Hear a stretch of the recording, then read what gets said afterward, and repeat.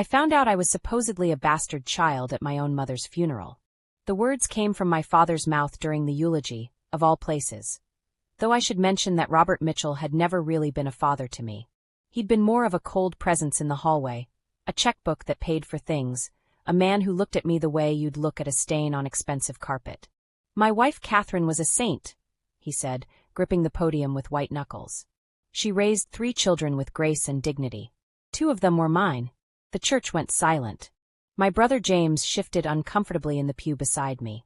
My sister Claire grabbed my hand, but I could feel her pulling away even as she held on. I was 28 years old, and this was the first time my father had said it publicly. But it wasn't the first time I'd heard it. The whispers started when I was 7. I remember walking into the kitchen and hearing my father tell my mother that I had her lover's eyes. I didn't understand then. My mother had cried and said something I couldn't quite hear, and my father had slammed a cabinet so hard the dishes rattled. After that, everything made sense in the worst possible way. The separate family photos where I was mysteriously absent. The Christmas mornings where James and Claire got bicycles, and I got books. The college fund that existed for them but not for me. The way my father introduced me at parties. This is Emma. She lives with us. Not my daughter. Never that. My mother had been my only defender. Don't listen to him, she'd whisper when I came home crying. You're mine, and that's all that matters. But she'd never denied it. She'd never looked me in the eye and said, "You're Robert's daughter too." And now she was gone. After the funeral, the family gathered at our childhood home. A sprawling colonial in Connecticut that had always felt more like a museum than a place where people lived. My father called for a family meeting in his study. "The will," he announced, sitting behind his massive oak desk like a judge preparing to deliver a sentence. The lawyer, a thin man named Mr. Pemberton, opened his briefcase with rehearsed efficiency. Catherine Mitchell's estate is valued at approximately $3.2 million. She has divided it among her 3 children as follows. To James Mitchell, $1 million. To Claire Mitchell, $1 million. He paused. The pause felt like falling. To Emma Mitchell, $1 million, with the following stipulation. This inheritance is contingent upon Emma providing DNA evidence proving Robert Mitchell is her biological father. If she cannot or will not provide such evidence within 90 days, her portion will be divided equally between James and Claire. The room started spinning. My father's face held an expression I'd never seen before. Something between triumph and vindication. She wanted the truth, my father said quietly. After all these years, Catherine wanted the truth to finally come out. But that didn't make sense. My mother had spent 28 years avoiding this exact conversation. Why would she force it now after her death? Unless she knew something I didn't. "I'll take the test," I heard myself say. My father smiled. It was the first time I'd ever seen him smile at me, and it was the cruelest expression I'd ever witnessed. "The test can be arranged for tomorrow. Mr. Pemberton will oversee it to ensure there's no tampering." "Robert," the lawyer said carefully, "I should mention that there's a second letter. Catherine left instructions that it should only be opened after the DNA results are received." "A letter?" My mother had left me a letter. That night, I stayed in my childhood bedroom. Claire came in around midnight, sitting on the edge of my bed the way she used to when we were kids. "Emma, I need to ask you something," she said. Her voice was shaking. "Did you know about Mom's affair?" "There was no affair," I said automatically. But even as I said it, I felt the doubt creeping in. "Mom told me something once," Claire continued. "I was 16, and I asked her why Dad treated you differently. She said, 'Some truths are too complicated to explain, and some lies are easier to live with than the alternative.' I never understood what she meant. When did she write this will?" 6 months ago. Right after her diagnosis. I barely slept. The next morning, the DNA collection was clinical, impersonal. A swab in my cheek, a swab in my father's cheek, labels on vials, signatures on forms. "Results in 3 to 5 business days," the nurse announced. I went back to my apartment in Boston and did something I'd never done before. I started going through every photograph I had of my mother and father from before I was born. And then I found something else. Tucked into the back of an old album was a newspaper clipping from 1995, the year before I was born. The headline read, "Mitchell Pharmaceutical announces merger with European firm." There was a photo of my father shaking hands with another man at some corporate event. But in the background, barely visible but unmistakable, was my mother. She was talking to someone, a man whose face was turned away from the camera. But you could see the way she was looking at him. And you could see the way he had his hand on her arm. My hands were shaking so badly, I almost dropped the clipping. Because that's when my phone rang. It was Mr. Pemberton, and his voice sounded strange. Strained in a way that made my stomach drop. "Emma," he said. "The lab expedited the results. I think you need to come to my office right now. And you need to come alone." The DNA results were back in less than 48 hours, instead of 3 to 5 days. "What do they say?" I asked. There was a long pause. "It's complicated," Mr. Pemberton finally answered.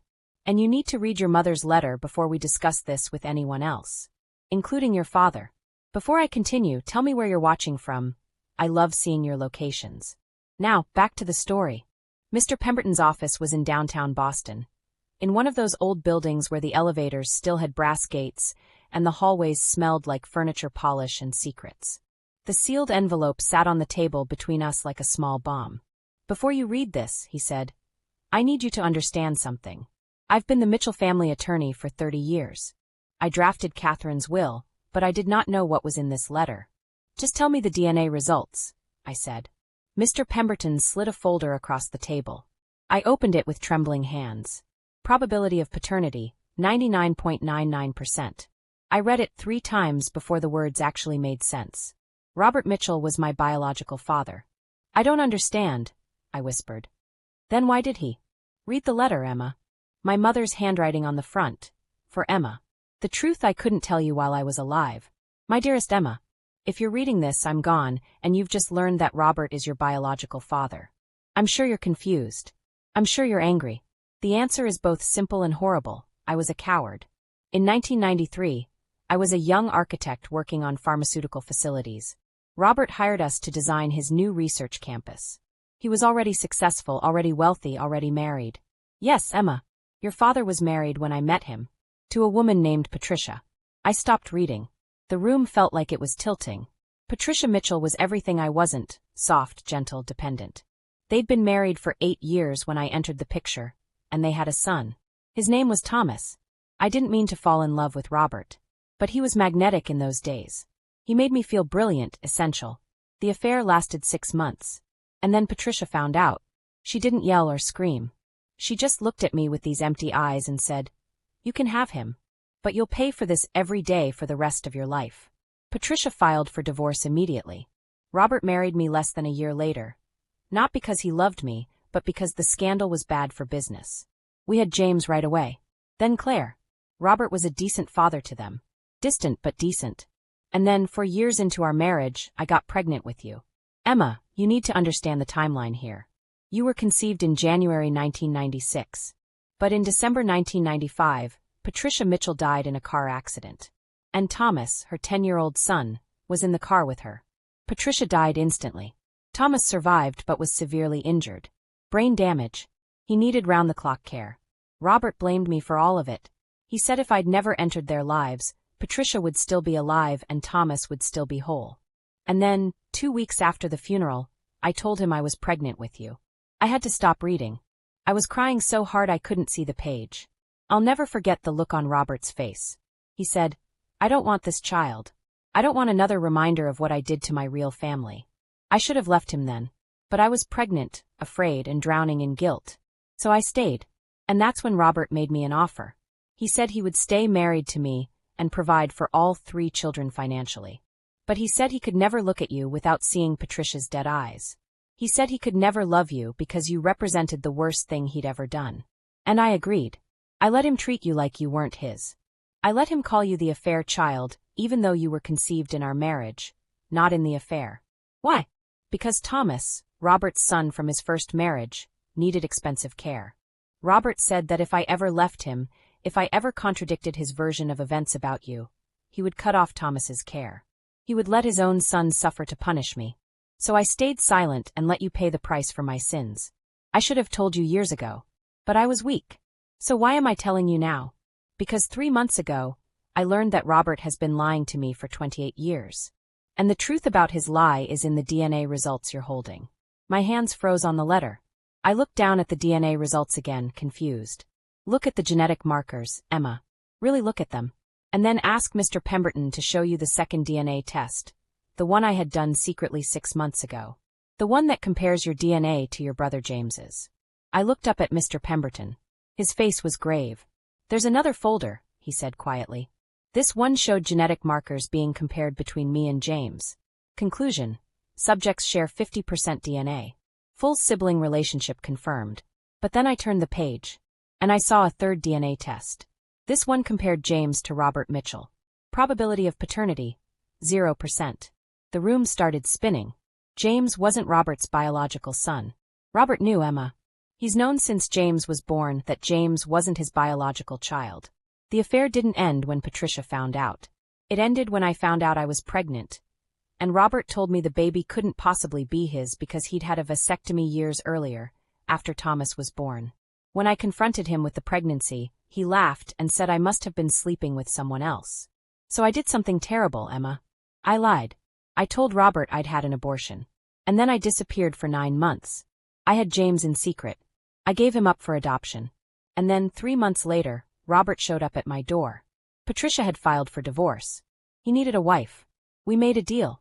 He would marry me, adopt James legally, and claim him as his own, if I agreed to never reveal that James wasn't biologically his. When Claire was born 3 years later, I actually believed she might fix us. But Robert took one look at her and said, "This one's mine." He'd had his vasectomy reversed without telling me. Claire was his biological daughter. James wasn't. And Robert used that knowledge like a weapon. He treated James well because James was his cover story. But he also held it over my head constantly. And then you were conceived. Naturally. Biologically his. With no doubt or question.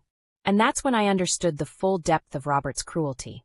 He treated you, his actual biological daughter, worse than he treated James, who wasn't his at all. He called you the affair child. He excluded you from everything. Why? As punishment for me. As a way to hurt me every single day by hurting the one child who actually carried his DNA. I've been a coward your entire life, Emma. And I can't ask you to forgive me. But I can give you this, the truth, the proof, and the means to fight back. Robert doesn't know I discovered his lie. He doesn't know I found the medical records proving his vasectomy and reversal. He thinks he's been in control of the narrative for 28 years. But he's not. You are. The money is yours, Emma. Every penny. But more than that, the truth is yours. What you do with it is up to you. I love you. I'm sorry I didn't love you loudly enough when I was alive. Mom. I sat in that conference room for an hour after I finished reading. Robert Mitchell was my biological father. But he'd spent 28 years pretending I wasn't his daughter while lavishing attention on a son who didn't share his DNA. He destroyed my childhood not because I was the product of an affair, but because I was the product of his marriage. Because hurting me was the most effective way to hurt my mother. What happens now? I finally asked Mr. Pemberton. That depends on what you want to happen, he said carefully.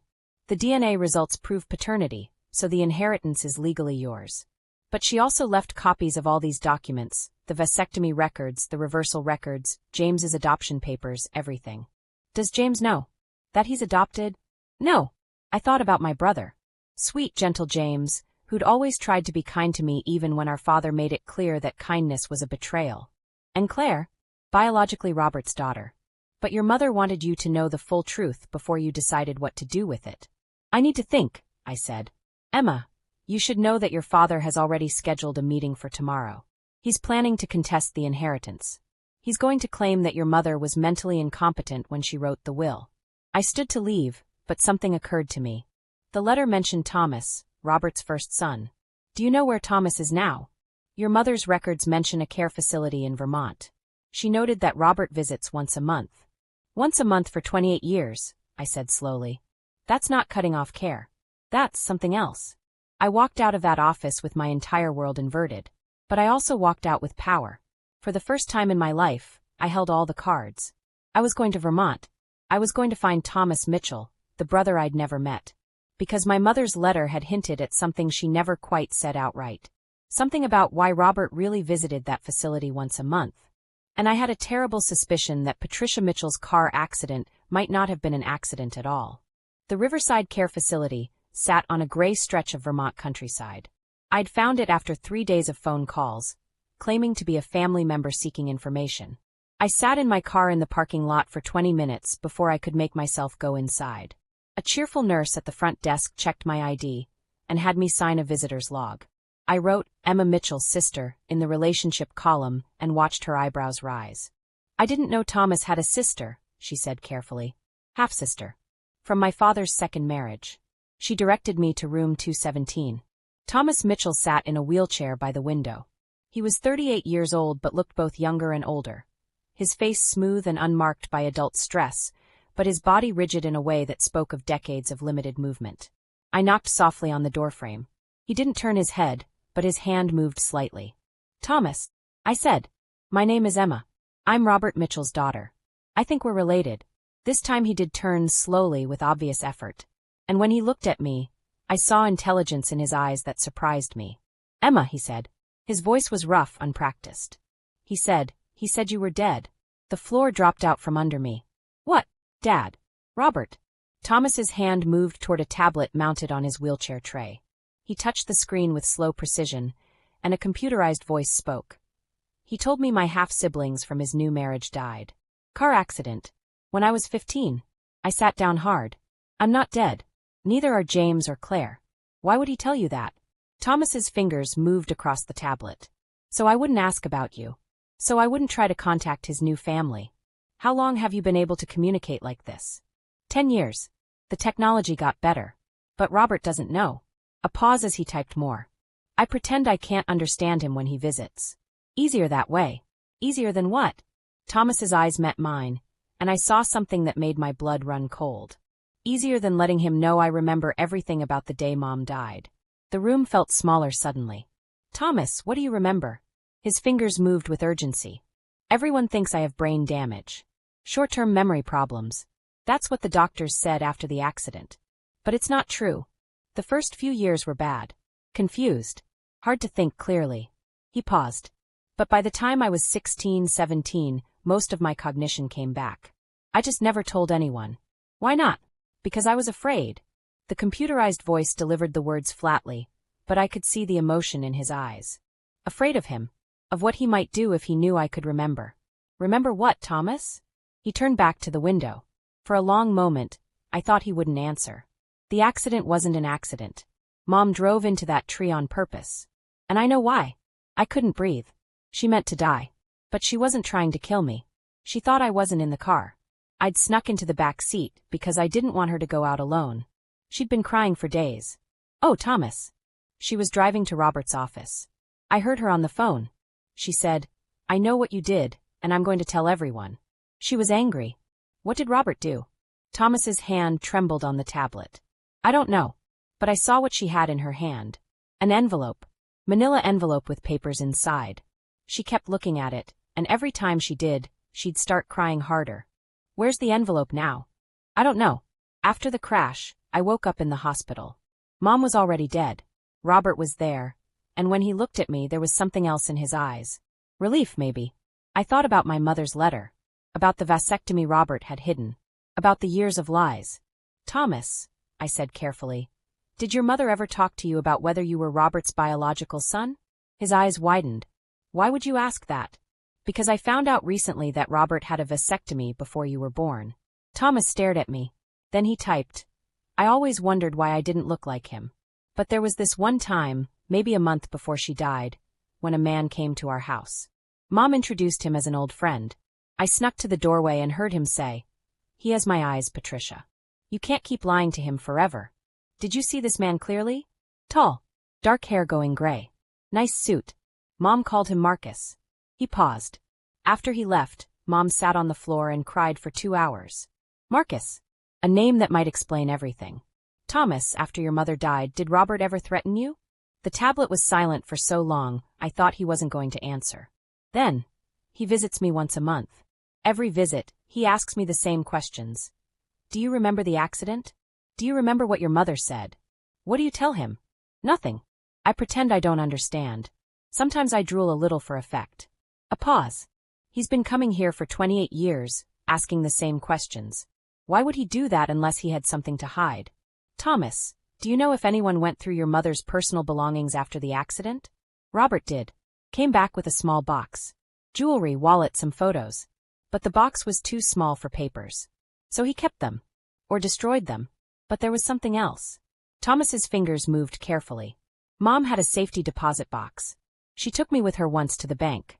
She said, "This is in case anything ever happens to me. Remember this, Thomas. First National Bank, box 237. My heart started racing. Did you tell Robert? No.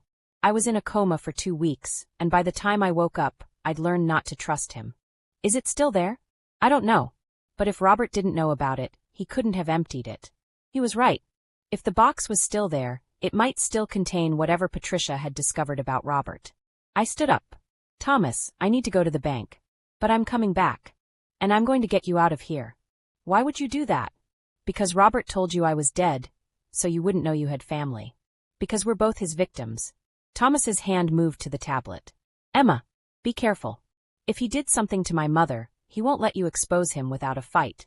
I know. And there's one more thing. He looked at me with those intelligent, trapped eyes. A nurse told me years later that a man in an expensive suit came to the hospital before I woke up from the coma.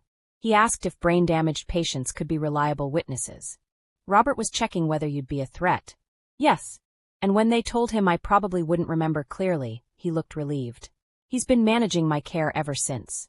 Not out of love, I said slowly. Out of fear. I left the facility with my head spinning. First National Bank was an hour away. When I got there, I approached the customer service desk. I'm here about my stepmother's safety deposit box, I said, showing my ID. Patricia Mitchell. She passed away in 1995.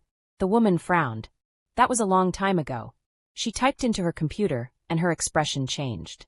Box 237 is still on our records. There's a note that someone's been paying the annual fee. The payments come from a trust account. Robert's way of keeping the box active without alerting anyone. After 45 minutes of bureaucracy, she led me to the vault. Box 237 hasn't been accessed since 1995, she said. She pulled out the long metal box and handed it to me.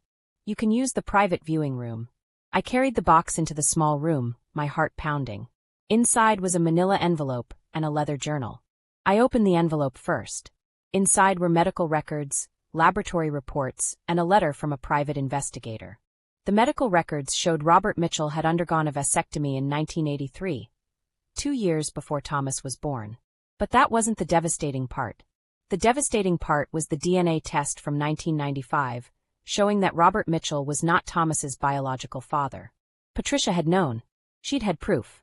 The private investigator's letter detailed Robert's affair with my mother in 1993, but it also detailed something else. Financial records showing Robert had been systematically embezzling money from his company for years. I picked up the journal. Patricia's handwriting filled the pages. October 1995. Robert knows I know about the vasectomy. He told me today that if I try to leave him, he'll make sure I never see Thomas again. He has lawyers, money, power. November 1995. I hired a private investigator. Robert is still seeing her, Catherine. But he's not planning to leave. He's planning something worse.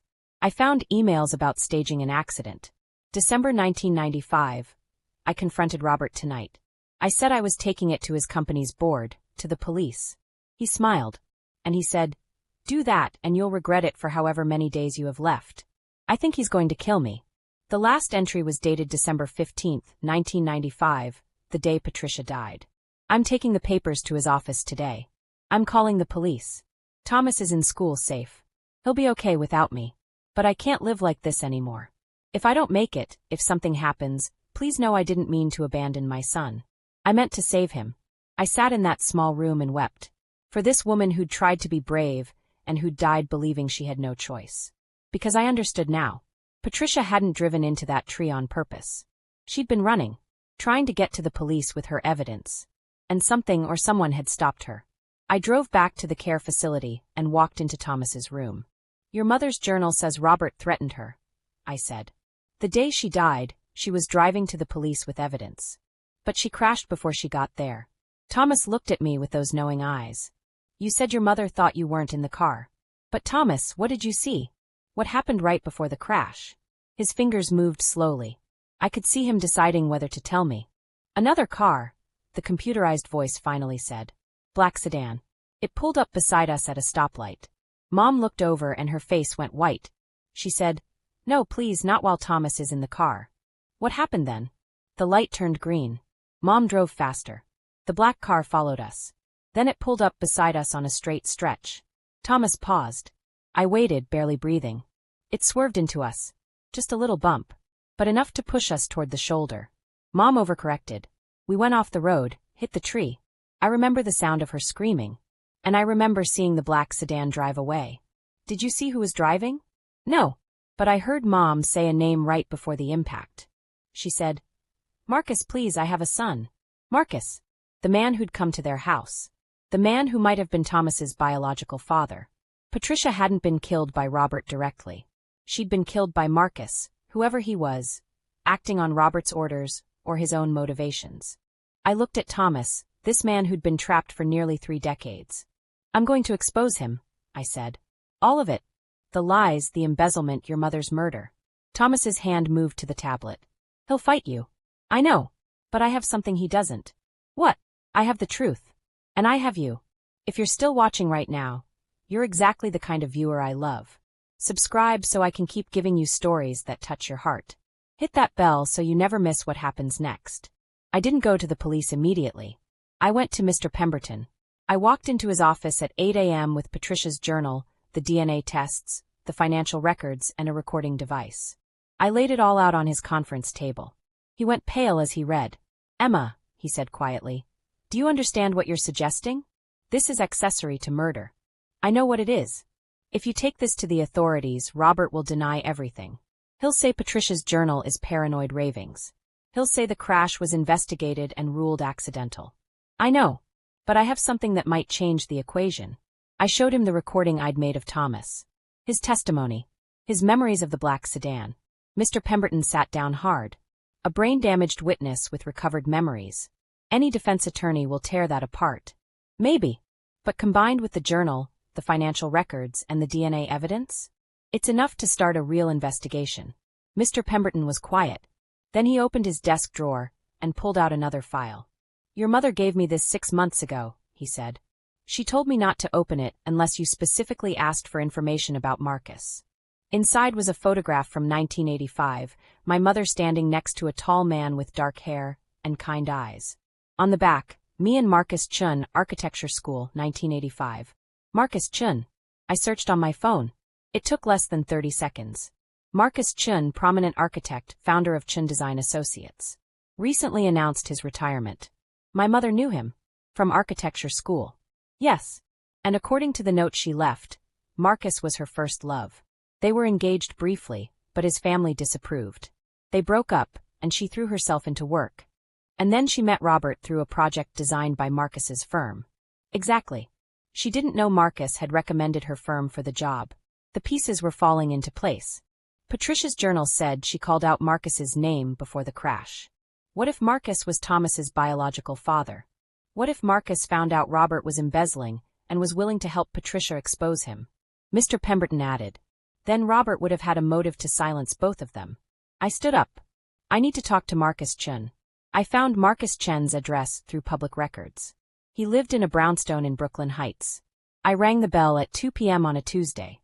Marcus Chun himself opened the door. He was 70 now, his dark hair completely gray, but I recognized him from the photograph.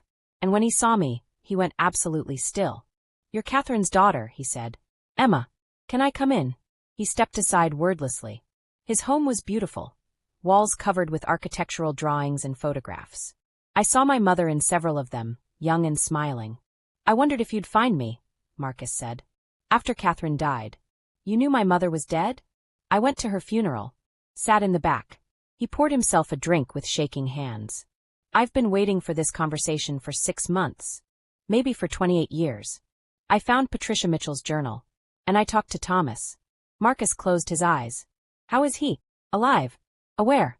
And he remembers more than anyone knows. Including the crash? Including the black sedan that ran his mother off the road." Marcus was quiet. Then he set down his drink. "I never meant for Patricia to die," he said. "You have to understand that. I loved her." My heart started racing. "You were driving the black sedan." "Yes." His voice broke. "But not to hurt her. To help her. She called me that morning terrified. She said Robert had threatened her. She asked me to follow her, to make sure she got there safely. But the crash, Thomas said your car hit hers. I was trying to get her attention. There was another car, a gray BMW, following her. I thought if I could get beside her, signal to her, she could call the police. He stood up, pacing. But when I pulled up beside her, she panicked. She thought I was working with Robert. She sped up. The BMW sped up too. I tried to wave her off, but she was terrified. She wasn't looking at the road. And then the BMW bumped her from behind. Robert was in the BMW? No. He's too smart. He had someone else do it. Patricia's car went off the road. I stopped, called 911. But I didn't stay. I couldn't. Because if I'd stayed, Robert would have destroyed me too. So you just left her? I left her dying and I drove away because I was a coward. Marcus's voice was thick with tears. I've lived with that every day for 28 years. Did you know Thomas was your son? Marcus looked at me sharply. How did you? The DNA test in the safety deposit box. Yes, Marcus whispered. Thomas is my son. Patricia and I had an affair in 1984. When she told me she was pregnant, I panicked. I chose my family's approval over her. She married Robert on the rebound. But then Patricia came to you with proof. In 1995, yes. She'd found Robert's medical records. She knew the truth, and she wanted me to go with her to the police. She said we could finally be together. But you said no. I said we needed to be careful. I said Robert was dangerous. What I meant was I was afraid. And while I was being afraid, Robert moved against her. I pulled out Patricia's journal. She wrote that you visited her house a month before she died. Thomas overheard you say, he has my eyes. I couldn't stay away. I wanted to know my son, even if I couldn't claim him. He sat down heavily. But Robert knows everything. He probably married her specifically because I loved her. Robert's been visiting Thomas once a month. Not to care for him. To make sure he doesn't remember. Marcus's head snapped up. Robert visits Thomas? Every month for 28 years. And he's been telling Thomas that James, Claire, and I are dead. My God. Marcus stood up. I should have. You should have been brave 28 years ago, I said. But you can be brave now. I pulled out my recording device. You can tell the truth. You can testify about what you saw. You can help me put him away. He'll destroy me. He's already destroyed you, I said. You've been living half a life for 28 years. How much worse can it get? Marcus looked at me. And I saw the moment he decided. I'll testify, he said. I'll tell them everything. But Emma, you need to understand. Robert Mitchell didn't just have Patricia killed. Now that you're threatening him, you're in danger. I can protect myself. Can you? Patricia thought she could protect herself too. She died anyway. He grabbed my arm. Promise me you won't confront Robert alone. I promise. I lied. Because I'd already decided what I was going to do. I was going to walk into Robert Mitchell's office and give him one chance to make this right. One chance to confess, to turn himself in, to finally face consequences. And if he refused, I'd destroy him. I drove straight to my father's office. It was 6 p.m. on a Tuesday. The receptionist tried to stop me, but I walked past her. I pushed open the door without knocking. Robert looked up, surprise flickering across his face before it hardened. Emma, he said. I don't recall scheduling a meeting. We need to talk. Now. Alone. He dismissed his assistant. When the door closed, Robert leaned back. I assume this is about the inheritance. You've come to gloat. This isn't about the money. I placed Patricia Mitchell's journal on his desk. The smile disappeared. Where did you get that? Her safety deposit box. The one you didn't know about. I continued. I also talked to Thomas. And Marcus Chun. And I have DNA evidence proving you lied about Thomas's paternity. And financial records showing you embezzled millions. And testimony indicating you arranged Patricia's murder. For the first time in my life, I saw fear in my father's eyes.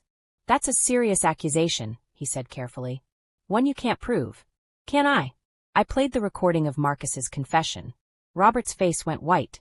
Marcus Chun is an old man with a guilty conscience, he said. His testimony won't hold up. Maybe not alone. But combined with Patricia's journal? Thomas's memories? The DNA evidence? It's a pattern. And it's enough to start a murder investigation. Robert stood up slowly. What do you want, Emma? I want you to confess. Excuse me. I want you to go to the police and tell them the truth. About Patricia. About the embezzlement. Everything. Robert laughed. And if I don't? Then I go to the police myself. I give them all of this evidence. And I make sure the world knows exactly what kind of man you really are. You'll destroy your own family. James and Claire will be devastated. I know. But I'm willing to pay that price. Are you? We stared at each other, and I saw him calculating. But there wasn't a way out. For the first time, Robert Mitchell was cornered. You're making a mistake, he said finally. The only mistake I made was believing for 28 years that I deserved the way you treated me. I leaned forward. But I wasn't the affair child. I was your actual daughter. And you tortured me anyway just to hurt my mother. Catherine never loved me, Robert said quietly. She loved Marcus. I was the consolation prize. So you punished her by punishing me. I punished her by making her watch while I gave another man's son everything I denied my own daughter. Yes. He said it without remorse. Perfect symmetry. The casual cruelty took my breath away. You're a monster, I whispered. I'm a man who understands that power is everything. And you'll be weak too, Emma, if you go through with this. Why? Because you'll lose your illusions. Your mother was just as bad as me. She let me abuse you for 28 years to protect her comfortable life. She never left. She never fought. She just died and left you to clean up her mess. I hated that his words made me doubt. But then I thought about Patricia's journal. About how she'd tried to be brave and died for it. My mother hadn't been strong enough to fight Robert. But she'd been strong enough to make sure I could. I'm going to the police tomorrow, I said. You have until then to decide whether you want to confess or wait to be arrested. I turned to leave, but Robert's voice stopped me. Emma, if you do this, I want you to know something. Every cruel word, every rejection, it worked. You're broken. You're damaged. That's my legacy to you. I should have been devastated. Instead, I felt pity. You're wrong, I said. Your legacy isn't my damage. It's your exposure. And when I'm done, the only thing anyone will remember about Robert Mitchell is that he was cruel, criminal, and ultimately caught. I walked out and didn't look back. The next morning, I went to the police with everything. Patricia's journal, the DNA tests, the financial records, the recordings of Thomas and Marcus. They listened. They took notes. They said they'd investigate. And then Robert's lawyers showed up with psychiatric records, showing Patricia had been mentally unstable. Hospital admissions for paranoid delusions. A restraining order against Marcus that she'd later withdrawn. The financial records I'd thought proved embezzlement? Legitimate business expenses, according to 3 independent auditors. Detective Martinez looked at me. Did you verify these independently? I know. I trusted what was in the safety deposit box. Patricia Mitchell, who believed her husband was poisoning her food and conspiring with foreign governments. The lawyer's voice was gentle. Ms. Mitchell, I understand you've had a difficult relationship with your father. But using a mentally ill woman's paranoid delusions to justify false accusations isn't the answer. What about Marcus Chen's testimony? Mr. Chen states he was following Patricia out of concern for her mental health. Her car went off the road due to erratic driving. He called 911 and left because he was afraid she'd accuse him of stalking her again. That's not what he told me. Do you have a recording? I did. But when I played it, I heard it differently. An old man rambling about guilt. Saying he'd been following Patricia. Admitting he left the scene. But never quite confirming murder. I'd heard what I wanted to hear. What about Thomas? The lawyer pulled out medical records. Thomas Mitchell suffered severe traumatic brain injury. His medical records indicate memory impairment and confabulation. He's not as impaired as everyone thinks. So he's been lying to his doctors for decades? That doesn't make him credible. Detective Martinez said, "We will review the evidence. But right now what I see is a woman understandably angry at her father, using questionable evidence to make unsubstantiated accusations. My mother left me this information for a reason. Your mother was dying of pancreatic cancer. The cancer had metastasized to her brain. She was on heavy pain medication. Her judgment was compromised. I sat there, feeling everything crumble. Every piece of evidence had an explanation. Every witness had a credibility problem. Robert had done what he always did, controlled the narrative. There's one more thing, Detective Martinez said. Your siblings provided statements supporting your father's character. They say you've always had problems with him. Because he treated me like garbage. Which is terrible. But it's not evidence of murder. I left the station in a daze. I'd been so sure. I sat in my car and called Mr. Pemberton. They didn't believe me, I said. I was afraid of that. Powerful men like Robert don't stay powerful by being careless. So he just gets away with it? Sometimes that's how the world works. Then my phone rang. A number I didn't recognize. Emma, this is Diane Winters. I'm a reporter with the Boston Globe. I heard you went to the police today. I'd like to talk to you. My first instinct was to hang up, to protect the family's privacy. But then I thought, why should I protect him? Yes, I said. I'll talk to you. I'll tell you everything. The article ran 3 days later, front page.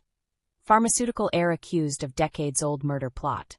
Diane Winters had interviewed Thomas, who'd finally agreed to speak publicly. She'd tracked down hospital staff who remembered inconsistencies. She'd found business associates forced out under suspicious circumstances. She couldn't prove Robert had murdered Patricia, but she painted a picture of a ruthless, vindictive man. The public reaction was brutal. Robert's company saw its value plummet. The board issued a statement distancing themselves. Former colleagues described his cruelty. And James and Claire finally called me. Emma, James said, voice shaking. Is it true? About Dad not being my biological father? Yes, I said. Mom had an affair. You were the result. Dad knew, but he married her and claimed you to avoid scandal. So my whole life has been a lie. No, your life has been your life. The DNA doesn't change who you are. But it changes everything about who I thought I was. He was crying. How am I supposed to process that? I don't know. But James, Dad didn't treat you well because he loved you. He treated you well to hurt Mom. You were a tool to him just like I was. I need time, he said and hung up. Claire's call was different. I believe you, she said immediately. About Dad. About everything. I saw the way he treated you, and I never understood why. Now I do, and I'm so sorry. You were a kid, Claire. I'm an adult now. I'm cutting contact with him. And I'm going to testify if it comes to that. Thank you, I whispered. I'm also going to tell you something that might help. Claire's voice shook. 2 years ago, I found a box of Mom's things. In it was a letter, from Marcus Chun to Mom, dated 1984. It talked about their baby. About how Marcus wanted to be involved but couldn't. About how he'd always love her. Do you still have it? I do. It's proof that Marcus and Mom had an ongoing relationship. That Thomas is his son. That Patricia would have known about it. Claire, that could be the missing piece. I'll send you the letter. The letter arrived the next day. Proof that my mother and Marcus had a child together, that they'd maintained a connection. I took it back to Detective Martinez, along with new information. Patricia Mitchell had filed for legal separation from Robert 3 days before she died. The filing had been withdrawn after her death. This changes things, Detective Martinez admitted. It establishes a pattern. Patricia discovers the affair. She files for separation. She dies before it's finalized. Your father inherits everything. Its motive? Maybe. But even if we investigate, the statute of limitations expired years ago. The only thing we could charge is murder, and that requires proof beyond reasonable doubt. Which you don't have. Which we don't have. I left feeling the same defeat. But when I got home, there was an envelope taped to my door. Inside was a USB drive and a note.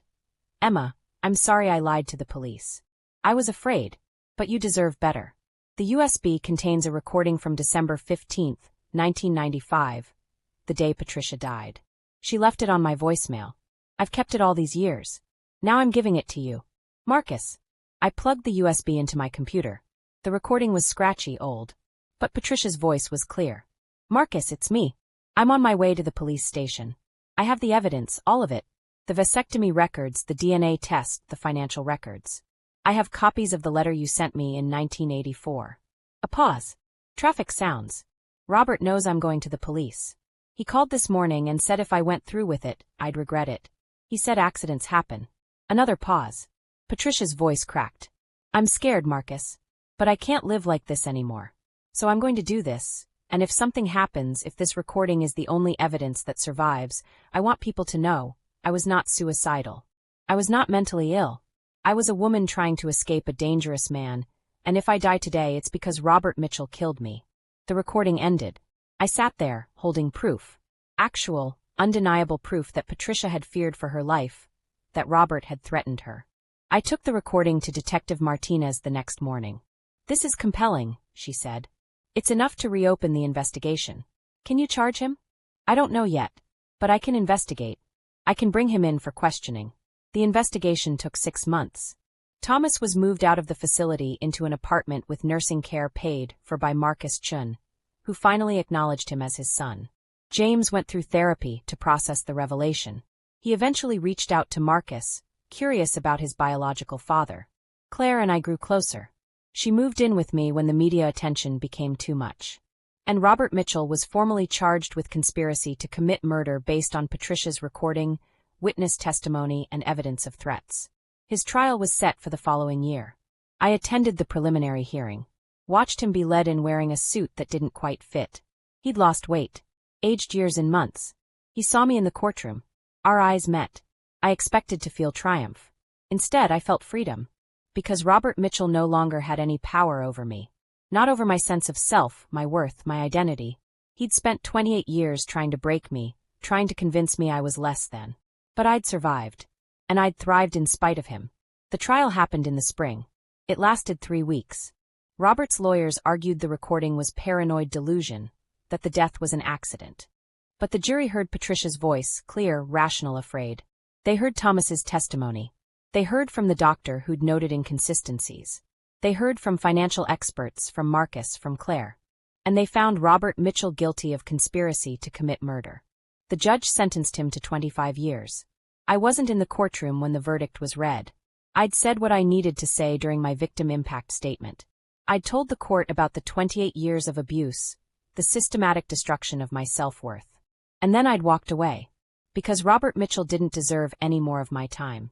I was at the beach when I got Claire's text, guilty on all counts. I stood there, waves breaking at my feet, and I felt the last piece of Robert's hold on me dissolve. I was free, not because he was in prison, but because I'd finally let go of the need for his approval. I would never be the affair child again.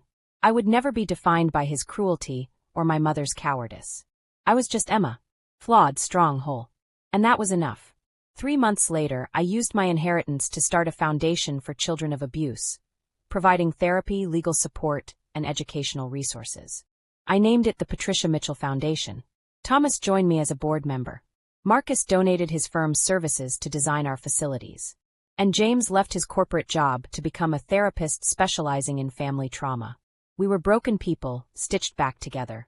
Not the family Robert had tried to create, but a real family built on truth and the hard work of healing. The DNA test had proven I was Robert Mitchell's daughter. But it had also proven that biology isn't destiny. That cruelty doesn't have to be inherited. That we can choose who we become. I was the affair child for 28 years, a lie designed to hurt me. Now I was just Emma Mitchell, survivor, advocate, sister, friend. And finally I was free.